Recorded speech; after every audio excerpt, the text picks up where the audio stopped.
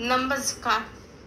आजचा विषय आहे तिथे नांदे शंभू कैलासाचा पती. त्यात असं आयुष्यात एकदा तरी जगातील काही कितीतरी ठिकाणं असतील, पण कैलास मानसरोवराचं स्थान भारतीयांच्या मनात पक्का घर करून असतं. आणि या पवित्र स्थळाचं दर्शन घेण्यासाठी सगळे आतुर असतात. शिव पार्वतीचं निवासस्थान, गणेशाचं जन्मस्थान आणि म्हणूनच पवित्र तीर्थक्षेत्र कैलास या शब्दाभोवती अध्यात्माचं गूढ वलय आहे. हिमालयात एका अढस्थानावर कैलास पर्वत उभा ठाकला आहे.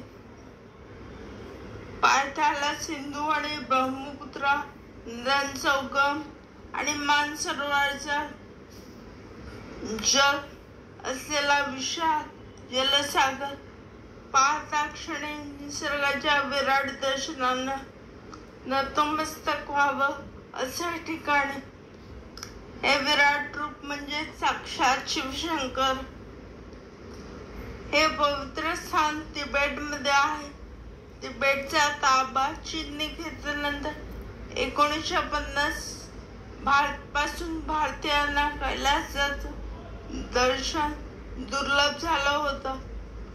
1980 साली तत्कालीन परराष्ट्र मंत्री अटल बिहारी वाजपेयी यांच्या प्रयत्नांना यश आलं आणि कैलासची यात्रा भारतीयांना करता येऊ लागली.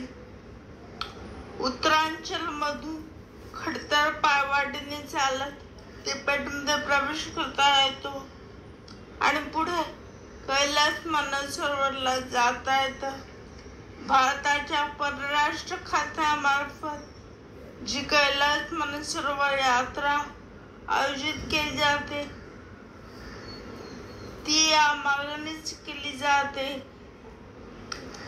या यात्रेचा कालावधी 27 दिवसांचा असतो.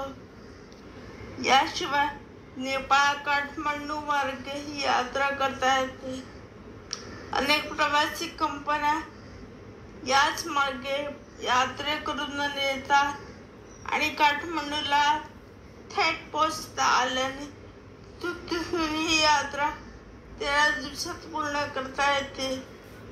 साधारणतः मे ते सप्टेंबर या महिन्यात म्हणजे तिबेटच्या उन्हाळ्याच्या दिवसात ही यात्रा करता येते. कैलास मानसरोवर यात्रेसंदर्भात अनेक गैरसमज प्रचलित आहेत. ही यात्रा अत्यंत खडतर आहे. ठराविक आजार असल्यानं ही यात्रा करताच येणार नाही. आयुष्याच्या उत्तरार्धात ही यात्रा करावी असे अनेक समज आहेत.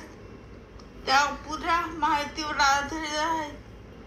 ही यात्रा काठमांडू तर्फे केल्यास काठमांडू ते मानसरोवर हा प्रवास रस्ता मार्गे जीप किंवा बस मधून करता येतो.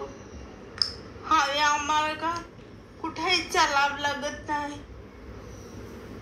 असं असलं तरी या यात्रेला जाण्यापूर्वी किमान 2 महिने रोज सकाळी 1 तास जलद चालण्याचा व्यायाम करावा. धन्यवाद.